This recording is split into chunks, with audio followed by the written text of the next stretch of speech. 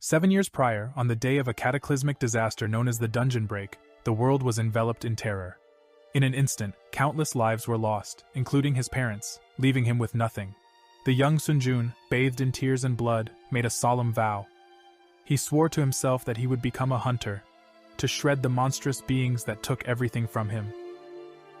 Fast forward 7 years later, Seong-yun found himself expelled from the hunter training center. He was sat on a bench, replaying the biting words of his coach, who had curtly informed him that his presence was no longer required. Bewildered, he challenged the sudden dismissal, to which his coach explained the harsh reality. Usually, those who had awakened their abilities completed training within a few months and were then unveiled as hunters. But 7 long years had passed for Seong-yun.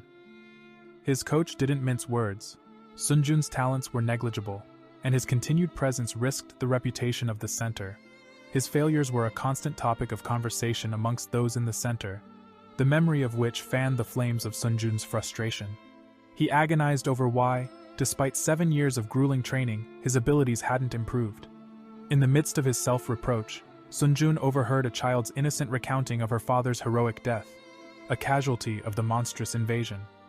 The child's mother asked what she would do if faced with adversity later in life.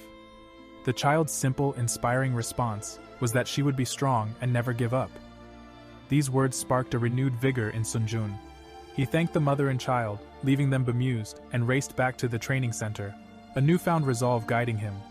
Arriving at the training center amidst a downpour, he knocked on the door. His coach, visibly irritated, instructed him to leave. Seong-yun pleaded with his coach for one more chance to take the hunter exam, refusing to accept defeat. Misinterpreting his plea, the coach accused Seong-yun of seeking a refund for his membership fees. When Seong-yun protested, the coach lost his patience and landed a punch that sent him sprawling into a pile of trash cans. "You're a failure," he declared, before leaving Seong-yun in the rain, bloodied and bruised. In his solitary despair, Seong-yun wondered if he possessed any special trait or talent. Suddenly, a tear slipped from his cheek, falling onto the rain-soaked ground. Instantly, a virtual screen materialized, proclaiming, "The Tower of Trials praises your iron will." The puddle at his feet deepened, pulling him in. Startled, Seong-yun cried for help. His coach rushed out, thinking he heard Seong-yun hurling insults at him, but found nobody there. Meanwhile, Seong-yun was hurtled through the water into another dimension. Abruptly, a virtual screen materialized before Seong-yun, declaring that he, along with all viable Earth candidates, had been selected for the Tower of Trials. Though utterly perplexed, an instinctive part of him urged him to take advantage of the opportunity. He was to choose his level of difficulty, and the rewards would match the challenges he would face. A surge of anticipation and fear pulsed through him as he made his selection. In an instant, the virtual screen whisked him away to an alternate dimension, informing him that he was about to enter the first level of the Tower of Trials. He would begin with restored stats and health, an unexpected boon. Suddenly Seong-yun found himself standing in a vast desert, a weapon offered by the virtual screen as his only companion. The objective was clear: survive, and earn a unique trait. Seong-yun contemplated the uncanny situation he found himself in. It felt as though he was being rewarded for his strenuous 7-year journey thus far. A notion so absurd it almost seemed comical. As Seong-yun reached out to grasp the proffered sword, the ground shifted beneath him. A message flashed across the virtual screen, signaling the start of his trial. His chosen difficulty level? Hard. With a rumbling groan, the desert sand swirled into the form of a massive golem. Seong-yun had less than 10 minutes to survive the creature's relentless onslaught. In a flurry of panic, Seong-yun's immediate reaction was to flee. The thought of death, the penalty for failure, was a terrifying specter that fueled his flight. However, the deceptive speed of the giant sandy golem relentlessly closed the distance. Stretched to his limits, Seong-yun quickly realized he couldn't outpace the golem for the required duration. His options were few and grim: perish while attempting to escape or die fighting. As he grappled with his dire circumstances, haunting memories of his teammates' scornful laughter and his coach's demeaning words echoed in his mind, igniting a spark of defiance within him. Summoning the last vestiges of his courage, Seong-yun decided he would not die a coward. He knew golems could be incapacitated if their cores were damaged, but reaching such a target was a formidable task. With a plan forming, Seong-yun sprinted towards a towering sand dune, using his momentum to catapult himself into the air just as the golem lunged towards him. As he began his descent, Seong-yun dug his sword into the sandy slope to slow his fall, while the golem crashed into the base of the dune. Seizing the moment of chaos, he lunged for the golem's core. But the core was solid, resisting his initial strike. The golem began to rise, forcing Seong-yun to retreat momentarily. Frustration flared within him, and just as he was about to launch another attack, the golem seized him in its colossal grasp. As he felt himself being pulled towards the golem's gaping maw, the mocking voice of his coach reverberated once more in his mind. Rage flooded him, fueling a desperate final act. With a defiant roar, Seong-yun hurled his sword directly into the heart of the golem. A holographic display sprung to life, announcing his victory over the golem. A victory hard-earned. He had conquered the tutorial trial, with just over 7 minutes left. Seong-yun was sprawled across the sand, his body aching from the encounter, but his heart rejoiced in survival. As pledged, the virtual screen unveiled his exclusive traits as a reward. A windfall of 1,000 points was his, and to sweeten the deal, he also received the fast recovery skill, along with an additional 500 points. Seong-yun still struggled to wrap his head around the fact that he possessed such unique traits, which had required immense dedication to attain. The fruit of 7 long years of toil was nothing but derision and scoffing. The virtual screen crowned him with the distinctive trait of necromancy. In the wake of the sand golem's demise, Seong-yun witnessed a dark fog emerge. The screen presented him an intriguing proposal: to absorb the spirit of the sand golem. Without hesitation, Seong-yun accepted. As the dark fog moved towards him, he felt a surge of power within. His proficiency had now increased by 7%. With the black fog seeping into him, he had acquired 1 spirit out of a possible 5. He could feel this newfound energy coursing through his veins, a sensation that led him to believe his stats had increased. For 7 long years, Seong-yun had been stagnant, but now he could enhance his stats permanently. With this skill, he mused, becoming a hunter on Earth was within his grasp. The virtual screen presented a summary of his current unique trait. He had the power to harness the spirits of the deceased and bend them to his will. Moreover, he had the bonus ability to permanently enhance his stats. The screen suggested moving to the waiting room and promptly conjured a portal. With no other option, Seong-yun stepped through, finding himself flung into another dimension while still smarting from his injuries. He quickly realized that his wounds were more serious than he'd first thought. Yet, when he rose to his feet, he was completely healed. He made his way to a solitary bed, pondering his odds of escaping the tower. The virtual screen flickered to life again, detailing 5 commands that Seong-yun could now utilize: info, store, community, inventory, and trials. Speaking the commands would activate them. Jolting himself back to reality with a quick slap, Seong-yun chose to focus on his survival.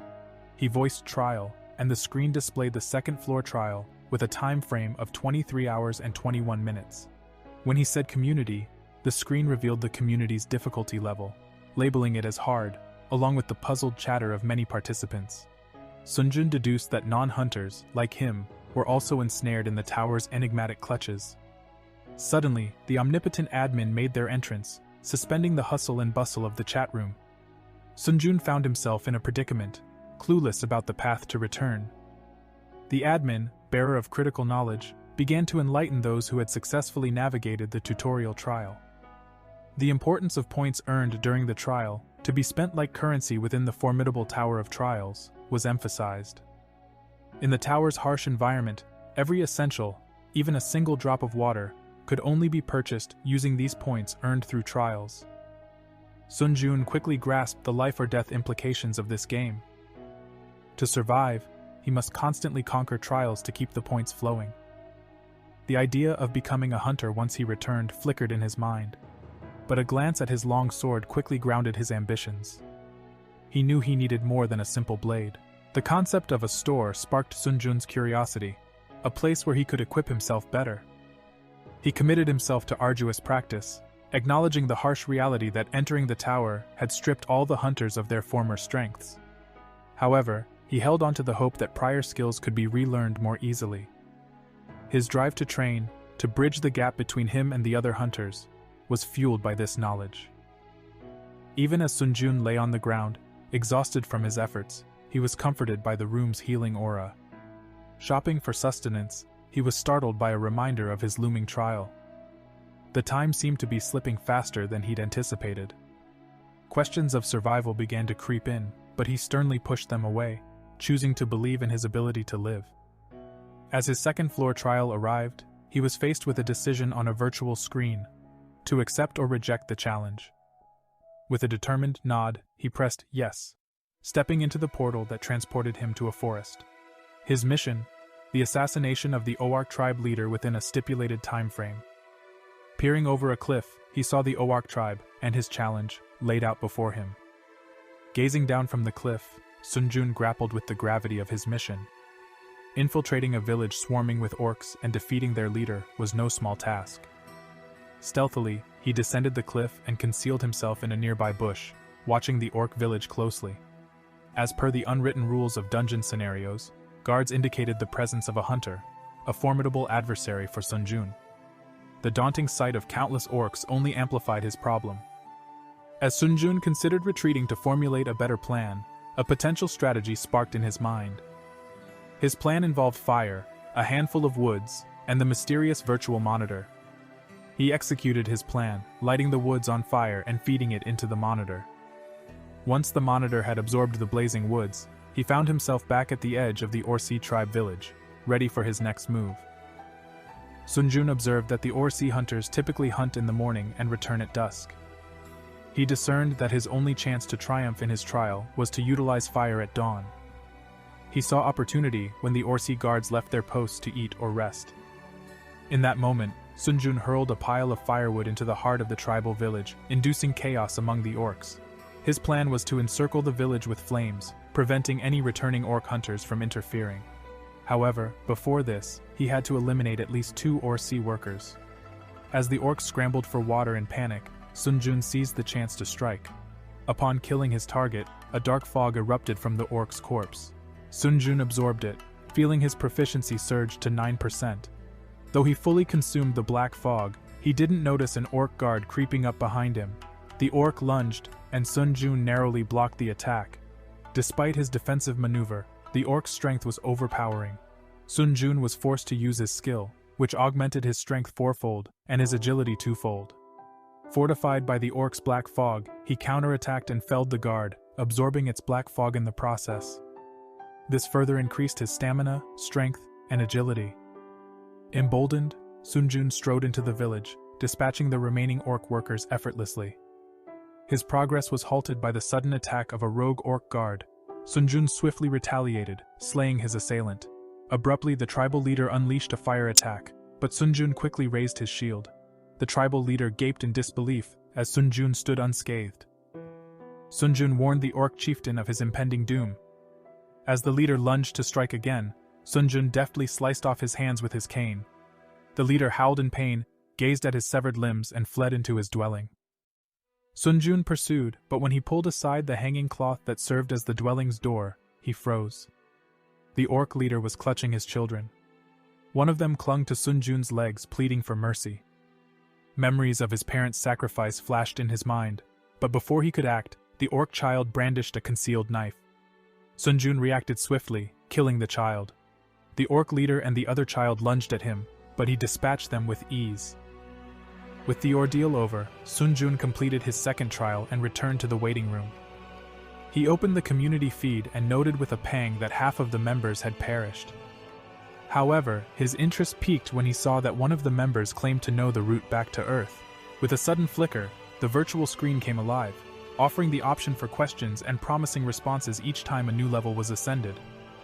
On the 5th floor, a rare item was up for grabs, a stone that could whisk the bearer back to Earth for a short while. Whispers hinted at the 7th floor and beyond, where the introduction of more such items could grant a permanent return to Earth was possible. Soul Song, Yun considered this prospect.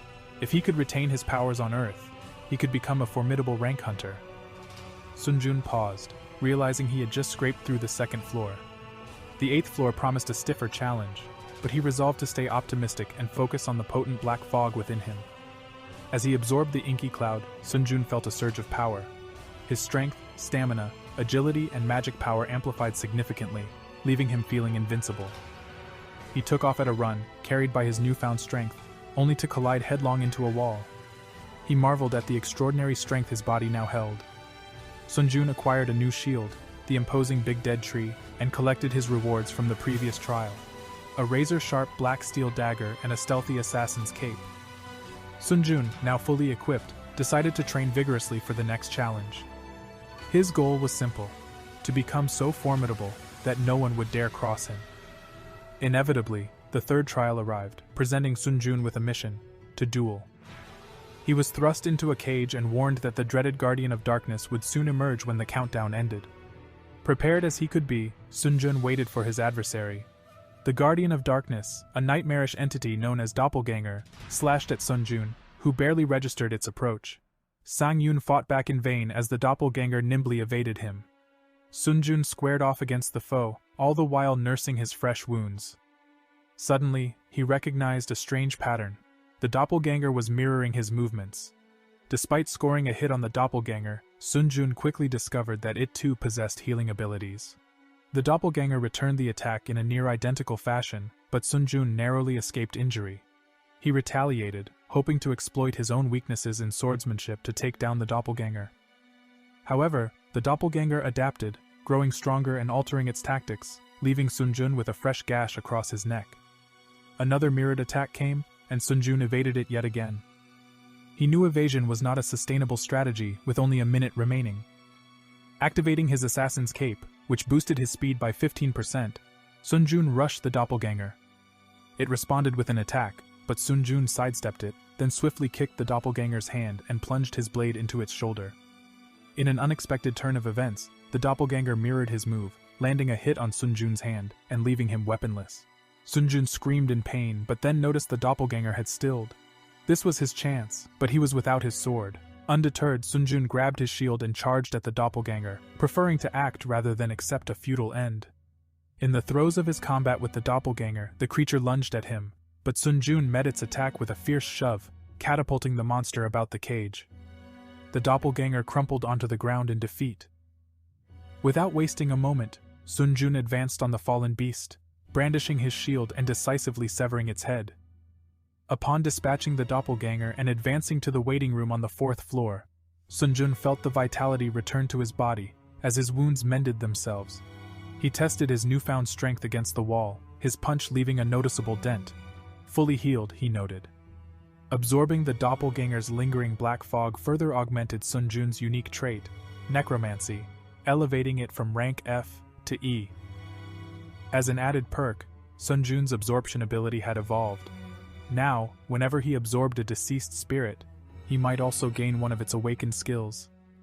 Stepping into the community, Seong-yun discovered the nature of his next trial: a battle royal amongst the hunters. He was taken aback by the savagery of the upcoming challenge. As if on cue, a virtual screen flashed to life, indicating that Seong-yun's match had been arranged. The trial on the 4th floor would commence in a day's time. His objective was daunting: defeat the Goblin King or face the ultimate price, death. Seong-yun and his fellow participants were teleported outside the imposing fortress of the Goblin King. There he met his allies: Lee Hyan, an E-rank hunter, and Lee Seong-hoon, a D-rank hunter. When Seong-yun introduced himself as an aspiring hunter, Seong-hoon dismissed him with a contemptuous sneer, ordering him to take the rear and deal with the mobs. Seong-yun held his tongue, figuring Seong-hoon's confidence must be backed by some degree of skill, and that in this tower of trials, prowess was paramount. The trio waited in tense anticipation for the castle door to creak open. Their trial was set to be a 3 versus 3 combat. As the doors swung open, 3 goblins sprung at Seong-hoon, who stood defiantly at the front. Frantic, Seong-hoon hollered at Seong-yun for assistance. The revelation of Seong-hoon's frailty startled Seong-yun, who was simultaneously called upon by Hyan, engaged in completing her spell. Apologizing to Hyan, Seong-yun dashed to Seong-hoon's aid, leaving her surprised when she found her rear cleared of goblins. Just as a goblin was about to land a fatal blow on the hapless Seong-hoon, Seong-yun swooped in, dispatching the goblin with a swift strike. Seong-yun curtly advised Seong-hoon to keep his distance, stating he was more of a hindrance than help. With a swift grace, Seong-yun plunged into the throng of goblins, leaving a stunned Seong-hoon in his wake. In this adrenaline-filled melee, Seong-hoon achieved the title of the Goblin Hunter. After effortlessly dispatching a horde of lesser goblins, Seong-yun absorbs their black fog, unnoticed by his comrades. His unique ability augments his strength, agility, stamina, and endows him with a new goblin skill, Ranger's Knowledge F, expanding his field of vision. Feeling his perspective broaden, Seong-yun privately celebrates his good fortune. Seong-hun comments on Seong-jun's luck in being able to slaughter the weaker goblins, earning blank stares from both Seong-yun and Hyan. Seong-yun then proposes to lead the party, distributing commands for the sake of efficiency. Seong-hun humbly accepts his offer and inquires about his own role. With an authoritative tone, Seong-yun instructs Seong-hun to protect Hyan and Seong-yun himself. Their guide, Moon, is to continue navigating from the rear. The party concurs and resumes their search. Seong-yun, effortlessly taking down any goblins they encounter and increasing his abilities by absorbing more black fog, notices a strange pattern. The goblin appearances are becoming infrequent. Detecting something amiss, he sprints ahead, leaving a puzzled Seong-hun and Hyan to follow. The sight that greets them sends a chilling message: the bodies of slain goblins strewn across the ground, a sure sign that another team of challengers has passed through. Seong-yun kneels to inspect the fresh blood of a fallen goblin, concluding that if they quicken their pace, they might intercept the other team. After all, the penalty for letting the other team defeat the boss first is nothing less than death. Elsewhere, another team stands outside the door of the Goblin King's lair, battling hordes of goblins. A man named Lishan grumbles about his boredom with slaughtering goblins, sarcastically inquiring if it was the final wave before obliterating them in a single strike. His actions are met with praise, but his annoyance grows, as he alone seems to bear the burden of exterminating the goblins. Despite Lishan's mockery, Jinhu reluctantly prepares to open the boss room door. However, a virtual screen abruptly announces that they cannot proceed until only one team remains. Their location is blocked, sowing confusion among them. As they puzzle over this sudden turn of events, a member of their party points towards Seong-jun's team striding towards them. As the two teams stand facing each other, Seong-yun boldly declares he will face the other team, asking Hyan for an agility buff, while directing her to give all remaining buffs to Seong-hun. Hyan cautioned Seong-yun, acknowledging his strength but warning him that humans could be scarier adversaries than monsters. Understanding her concern, Seong-yun assured her he would signal if things took a dangerous turn. Pleased with his response, Hyan gifted him with an agility boost that would last for 10 minutes. Shoulders squared and confidence radiating, Seong-yun moved towards his comrades, the victory over 30 goblins boosting his self-assurance. He knew he was no ordinary hunter. Believing in his imminent triumph, he advanced towards the opposing team. They, on the other hand, were bracing themselves for his onslaught. On spotting Seong-jun's swift advance, Snon swiftly mounted a member's back, instructing Jinhu to deploy his shield with full force. However, Seong-jun's attack shattered the shield and sent Jinhu reeling backward. Capitalizing on this, Seong-yun eliminated Jinhu and another man, leaving his team in shock. Next, Seong-yun set his sights on Xion. As he attacked, he was startled to find Xion deflecting his strikes, even though he was clearly the stronger of the two. Undeterred, Seong-yun summoned more strength, attempting a stealthy attack from the rear. But Xion once again managed to block him. Soon, Seong-yun realized Xion could predict the trajectory of his sword. With a cunning move, Seong-yun flung his shield to block Xion's vision, swiftly following it up with a fatal sword thrust. Having defeated the opposition, Seong-yun and his team successfully accomplished their special task. Yet, Hyan noticed Seong-jun's hands trembling and inquired about his well-being. He brushed it off as nothing, but Hyan had a nagging suspicion that he was struggling with the aftermath of killing a person. Asking his team's opinion, Seong-yun proposed they head straight for the boss fight. With Hyan and Seong-hun in agreement, they launched their attack on the Goblin King. Seong-yun dispatched him with ease, thus completing the 4th floor trials. Their reward was a significant stat increase and the acquisition of an instant acceleration skill. A virtual screen guided them to the lobby and opened a portal. Opting to lead the way, Seong-hun went ahead, leaving Hyan and Seong-yun behind. With a wish for Hyan's safe return, Seong-yun expressed his concern. Hyan reassured him, telling him he'd done what was necessary. Before entering the portal, Hyan sent Seong-yun a friend request and thanked him for his contribution to their success. She invited him to meet her at the Silver Guild upon returning to Earth. Left alone, Seong-yun was faced with a momentous decision: to absorb a human soul or not. He'd discovered this ability earlier, but had held back, aware of the moral boundary he'd be crossing. He desired strength, but not at the cost of killing others. However, he resolved to use this power if circumstances ever demanded it. Seong-yun stepped into the 5th floor lobby where a digital interface expanded around him. This system was tasked with assigning ranks to every challenger. Prompted by the virtual screen to select an alias, Seong-yun typed in Hunter and immediately pulled up the leaderboard. Searching for his standing, he found himself ranked at 16th. The system informed him that those ranked within the top 50 were deemed pioneers, eligible for special benefits on the 8th floor. A privilege called a halo awaited Seong-yun if he managed to maintain his pioneer status until then. Upon absorbing the information, Seong-yun took in the black fog of Xion, Jinhu, and the Goblin King. The sensation was transcendent, pushing him past human limitations. He then purchased a return stone, capable of transporting him back to his original location for a span of 3 days. Curious about whether his equipment could accompany him back to Earth, Seong-yun activated the return stone. Suddenly, he was pulled back to his terrestrial home. Awakening in his room, he took a moment to familiarize himself with his surroundings, ensuring he was indeed back on Earth. Despite the fatigue weighing him down, the foul stench clinging to him urged him to freshen up. As he got up, he stepped on some of his tower gear, and an urgent thought struck him.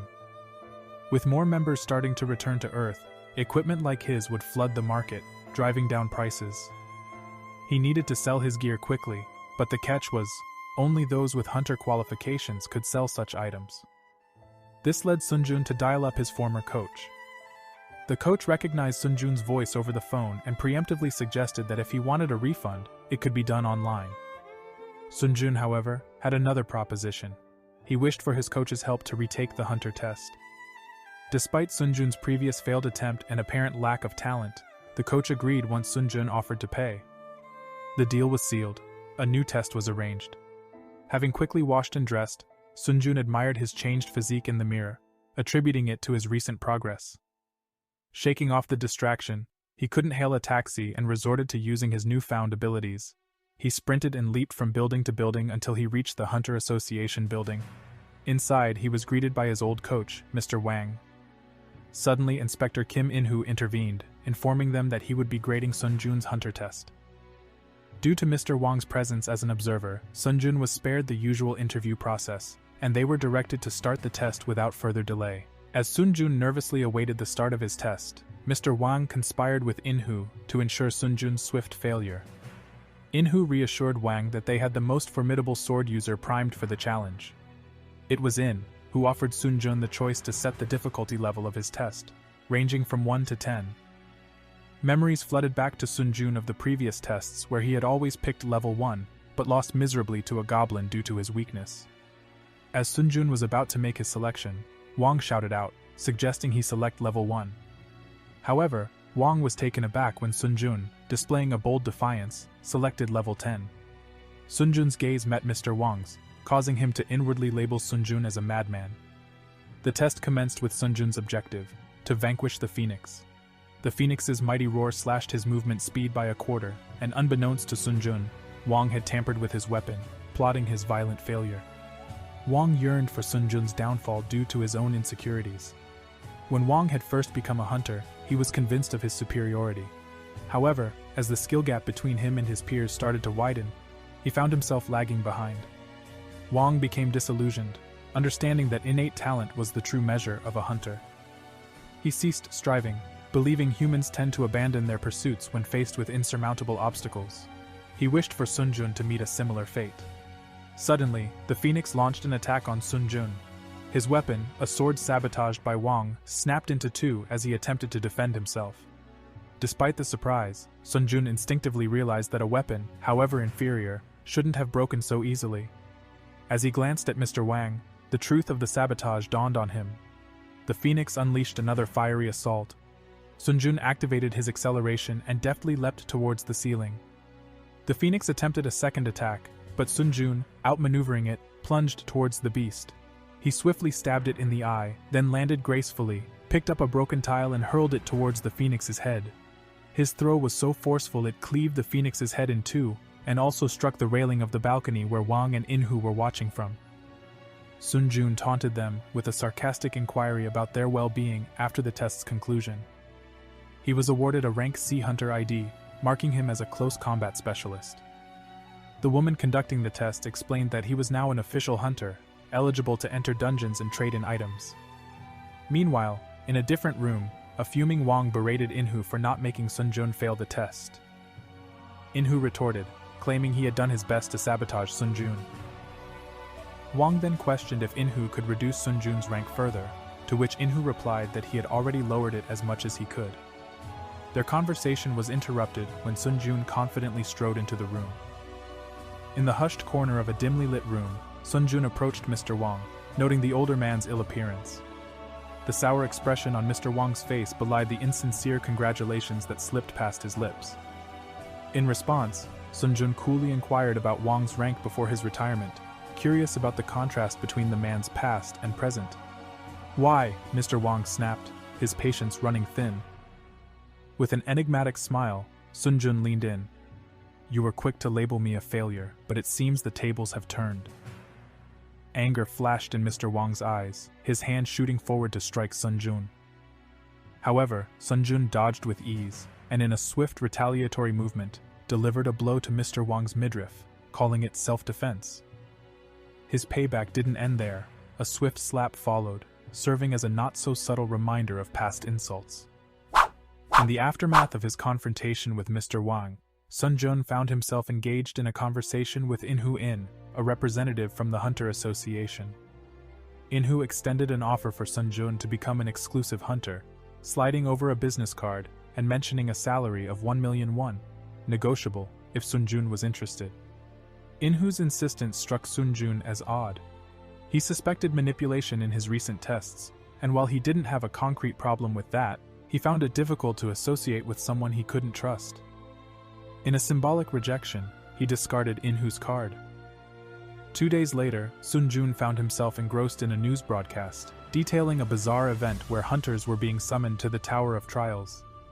Feeling prepared and eager to strengthen himself further, Sun-jun, armed with his equipment, allowed the virtual screen to pull him back to the tower. He was ready to face the trials head-on. Back in the tower, Sun-jun turned his attention to an item he'd purchased from Earth, stowing it securely in his inventory before rolling out of bed. He decided on a quick warm-up before facing the challenges of the 5th floor. Suddenly, his virtual screen lit up with an announcement. He was the first returnee and had received a special skill, the Eye of the Truth. This extraordinary ability would allow him to scrutinize the details of anything, even discern the truth behind people's words. Excited about his new acquisition, Sun-jun felt lucky to possess such an insightful tool. Perusing the virtual market, Sun-jun procured a thunder sword and a hunter's shield shrouded in mystery. Despite their steep prices, he found the sword's bonus effects highly impressive. This deadly weapon could paralyze its victims with a mere 10% chance upon a successful strike. Equipped and ready, Sun-jun activated the trial, stepping into the portal leading to the 5th floor. Sun-jun's mission, as revealed by the virtual screen, was to defeat the Wolf Person, the menacing boss of the Wolf Gorge. His time? Just 1 day. His reward? A coveted Wolf Person's headband.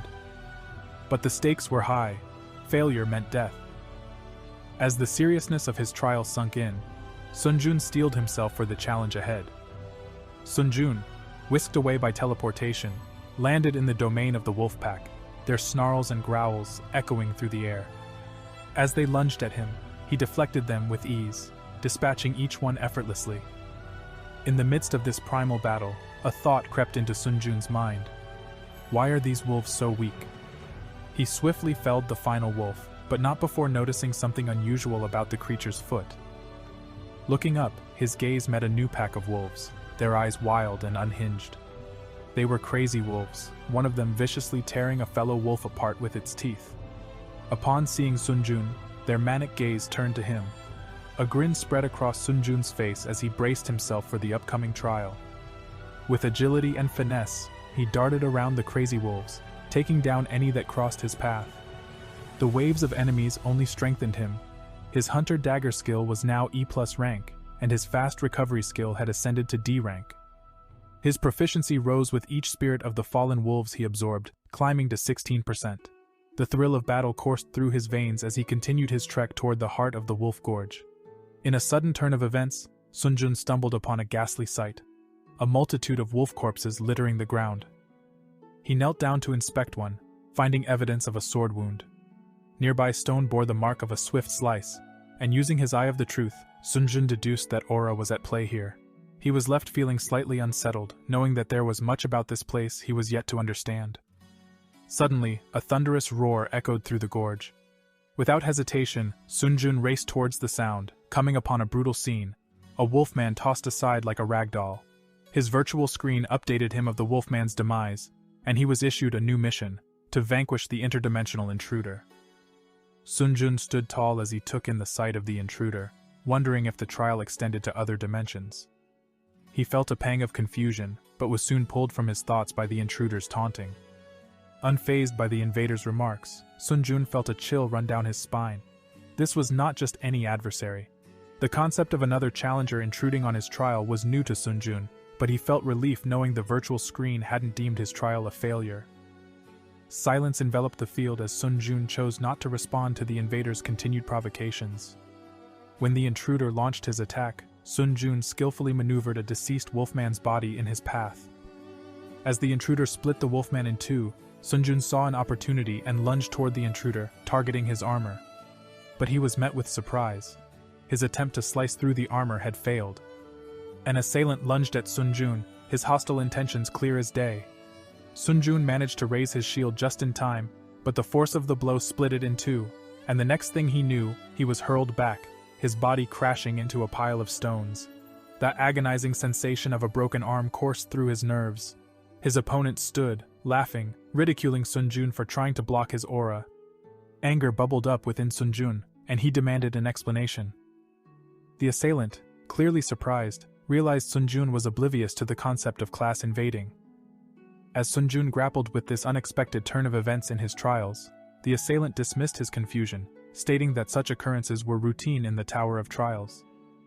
Impatient to end the fight, the assailant was about to deliver the final blow when Seong-yun, undeterred, requested a detailed explanation of class invading before his supposed demise. The assailant mulled over the request and acquiesced, figuring Seong-yun was as good as dead anyway. With a smug grin, the assailant revealed that one could purchase an invasion ticket from the virtual store, enabling interference in another person's trials. Seong-yun queried whether the assailant was from a different world, to which the latter scoffed. Rather than press the matter, Seong-yun activated his Eye of Truth, confirming the assailant's honesty. This seemed to infuriate the invader, who took Seong-yun's silent judgment as an insult. Barely suppressing his rage, the invader lunged once again at Seong-yun. However, Seong-yun confidently stated that he had obtained the necessary information, and proceeded to share a tidbit. He explained that the pain in his arm was bearable, thanks to his pain-resistant skill, and his facade of helplessness was merely a ruse to coax out information. As Seong-yun let go of his hand, his fast recovery skill kicked in, healing his wound instantly. The revelation that Seong-yun was a healing-type swordsman left the invader dumbfounded. The invader, however, remained resolute in his belief that Seong-yun's demise was inevitable. Seong-yun nonchalantly kicked his sword off the ground and caught it, musing about his ever-increasing strength. Unleashing all his possessed evil spirits, his stats boosted permanently. Strength increased by 2, agility and stamina by 3, magic power by 5, and durability by a whopping 7. His assassin cap activated, further enhancing his movement speed by 15%. With only 59 seconds left of his trial time, Seong-yun readied himself, activated his instant acceleration, and launched a full frontal assault on the invader. Suddenly the tables had turned, and the invader was forced to acknowledge the limitations of his own stats on the 5th floor. An intruder, bristling with rage, channeled his aura to attack Seong-yun. Swift on his feet, Seong-yun deftly dodged the attacks, time and again. He knew he couldn't afford to get hit by the high-ranking aura skill, but he drew confidence from the realization that his stats outshone those of his adversary. Seong-yun understood the real obstacle wasn't the intruder himself, but his high-ranking armor, which seemed beyond his current capacity to shatter. Despite the superior armor, Seong-yun realized that with continuous strikes, he could imbue the intruder and his armor with lightning. And just like that, a stroke of lightning from Seong-yun's thunder sword struck the intruder, hurling him to the ground. A wave of relief washed over Seong-yun, for the armor lacked resistance to paralysis. If it did, the situation would have ended very differently. The intruder, struggling to rise, voiced his disbelief. He, under normal circumstances, should have won. How could Seong-yun, a mere challenger, possess such diverse skills? Seong-yun retorted, citing his foe's overconfidence in his armor and high-ranking skills as his downfall. Intent on ending the trial, Seong-yun advanced towards the fallen intruder, ready to land the final blow. The intruder promised him answers, but Seong-yun dismissed his plea and struck him down. Each kill was leaving him increasingly desensitized, yet a lingering discomfort accompanied every life he ended. The virtual screen hailed Seong-yun's triumph over the 5th floor.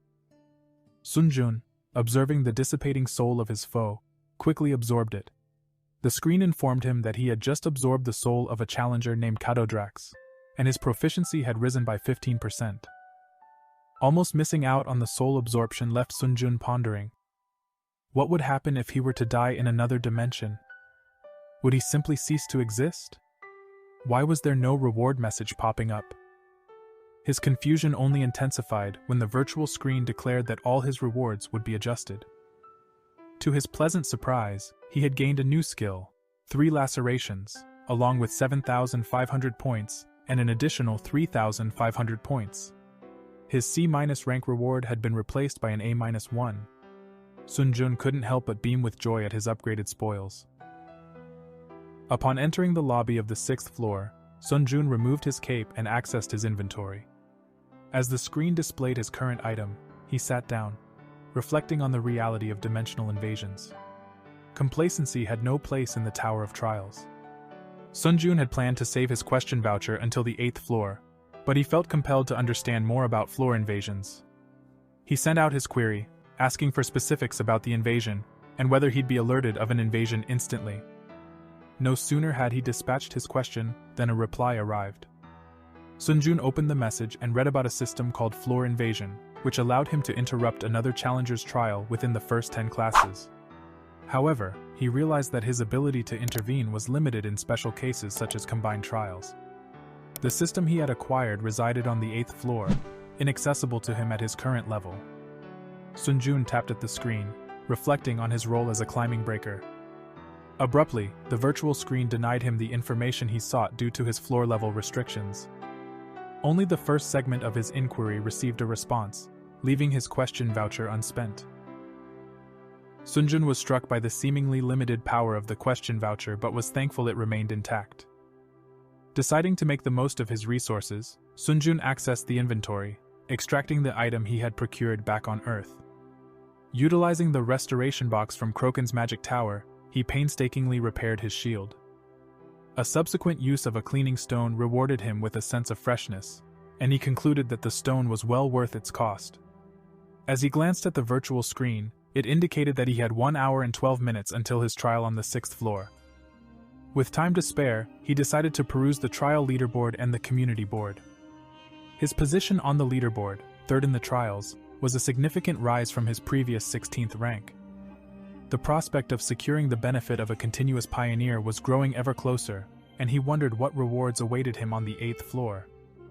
A visit to the community board revealed a chaotic scene, with members heatedly debating the sale of a psychological resistance skill and hurling accusations of murder at one another. Seong-yun considered the skill a potent tool that could help nullify psychological shock, but he also recognized it as a double-edged sword. His train of thought was interrupted when he noticed a message about someone named Princess Sudi, who was notorious for disrupting the atmosphere in the 4th floor lobby. Although irked by this information, Seong-yun mentally bookmarked the name, focusing instead on the imminent 6th floor trial. His mission: capture one of the surrounding tiles within a 50-minute time limit. Success would yield a random reward box, failure, a dire penalty, death. Transported to the middle of an ocean, Seong-yun received a virtual message notifying him of the completion of his teammate allocation. He was to collaborate with this individual and complete the trial. Waiting at the entrance of an open portal, Seong-yun grew puzzled at his teammate's absence. Suddenly, a spear burst forth from the portal, narrowly missing him. With quick reflexes, Seong-yun managed to catch the spear, yanking it to drag the controlling figure out from the portal and onto the ground. Shocked, he demanded an explanation from the man who was supposed to be his teammate, yet had attempted to attack him. The man hinted that the answer lay on the community board, a reminder that triggered Seong-jun's memory. The community often professed that murder was the simplest path to accomplishments. Seong-yun questioned the man. "Does slaying your own comrades carry no weight, so long as power is attained?" The man retorted, calling Seong-yun a hypocrite, urging him to observe the scene around him. To his horror, Seong-yun saw his comrades turning on each other, cold-blooded murder committed in the pursuit of personal gain. A shocking sight met Seong-jun's eyes as a girl, fresh from killing her own comrade, was rewarded with a lethal new ability and enhanced resilience. Seong-jun's comrades turned to him, querying whether he desired the same achievement. As the man spoke, Seong-jun's focus shifted, prompting the man to launch an attack. Without so much as a glance, Seong-yun retaliated, swiftly ending the man's life. As the man drew his last breath, he marveled at Seong-jun's speed. A virtual screen flickered into existence, announcing Seong-jun's newly gained traitor achievement and a strength increase. The trials, whether special or combined, were akin to standard events for Seong-yun. As he began to run, his thoughts were clear. He had no intention to hunt other competitors, but he would not show mercy to those who attacked him. Elsewhere, another man reveled in his defense mechanism, a water barrier he called the Iron Dome, believing the trials to be tailor-made for someone with his water manipulation abilities. His jubilation was cut short when he spotted a figure racing towards him. It was Seong-yun, fearlessly leaping at the water barrier, which prompted the man to question Seong-jun's sanity. Seong-yun retaliated with a powerful kick. The man's laughter rang out, confident in his bulletproof Iron Dome. His mirth abruptly ended as Seong-yun penetrated the barrier, landing a devastating kick to his face, sending him sprawling on the ground. While Seong-yun reflected that his actions might have been brutal, he felt justified when he saw the terror his actions invoked in the onlookers. He desired achievement, but not at the expense of unwarranted killings. The virtual screen reported that he had claimed the tile, and now, all he needed to do was prevent any other teams from stepping on his tiles for the next 9 minutes and 59 seconds. As he held his ground, Seong-yun noted that most of his competition were lower ranked, which perhaps explained the relative ease of his trials. The trials of the 6th floor had led him to question much: trust, the reality of lower-ranked competitors, and the darker aspects of the trial tower. Yet, he recognized misplaced compassion as the true hypocrisy. Even if he spared those who intruded on his tiles, redirecting them elsewhere, death was inevitable. His contemplation was interrupted by the virtual screen announcing an invasion on his tile. Turning around, Seong-yun saw a group of men approaching.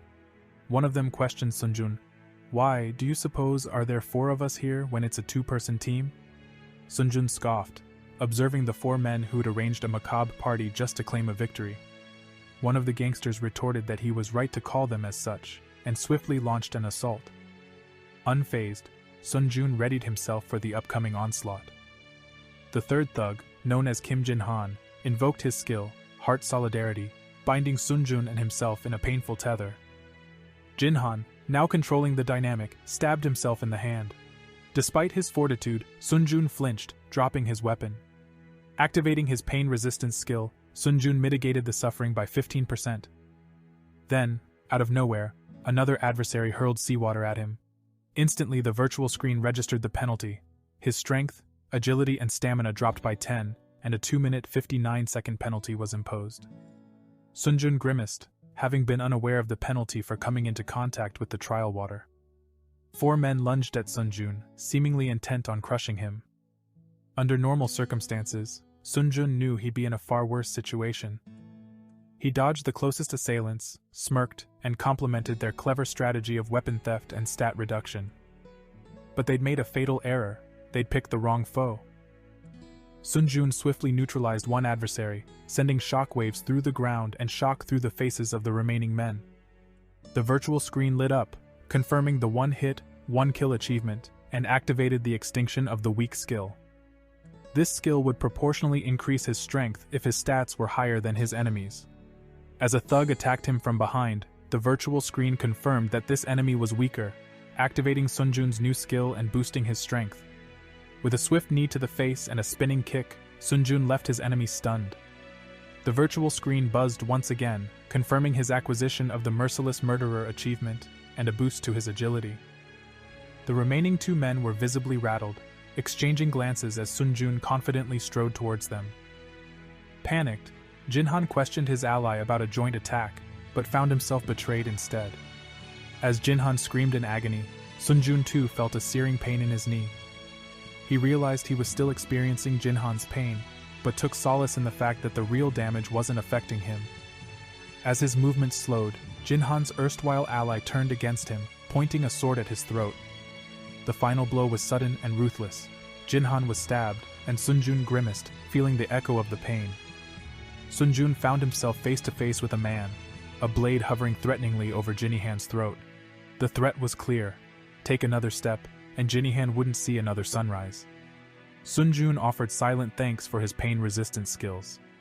Despite the agony coursing through his veins, he was still able to move.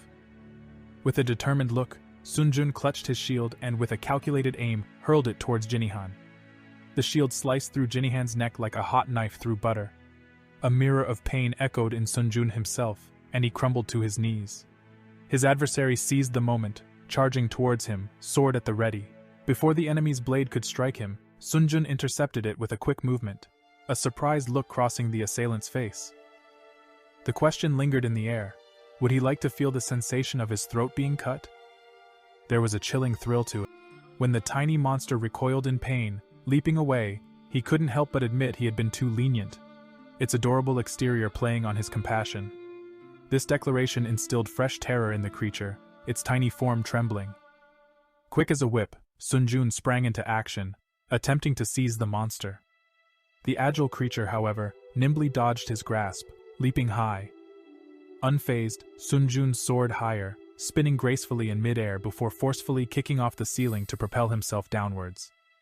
He balled his hand into a fist, preparing to strike the beast's head. His fist connected with a resounding impact, the virtual display chiming in to acknowledge the critical hit. The monster's head ballooned comically before the creature itself burst apart, releasing a glistening necklace. Seong-jun's screen lit up with congratulations for obtaining a top-tier item from the random gacha box. As Seong-jun admired the reward, he mused on its ranking, concluding that it must be A or B class. The necklace's pendant, a beautiful wrought iron piece, carried with it the essence of a master blacksmith, having worked diligently with iron throughout their life. This soulful connection was reflected in its bonuses, offering a 7% boost to Seong-jun's metallurgy and sword skills. Additionally, channeling magic through it would trigger the exclusive effect of iron's protection. Pondering over the nature of this iron's protection, Seong-jun decided to experiment. Activating the pendant, his skin instantly took on a sturdier constitution, absorbing 10% of any physical damage inflicted. The item was undoubtedly superior to many A-rank items he had encountered, providing a powerful blend of offense and defense. A thrill of satisfaction washed over him. Despite having low expectations, he had gained an invaluable item. However, as he slipped the necklace around his neck, a sense of exhaustion fell over him. His virtual screen buzzed, notifying him that his magic had been completely drained, and that the iron's protection was now deactivated. The magic-consuming aspect of the pendant was admittedly hefty, prompting Seong-jun to resolve to use his magic sparingly, conserving it for critical situations.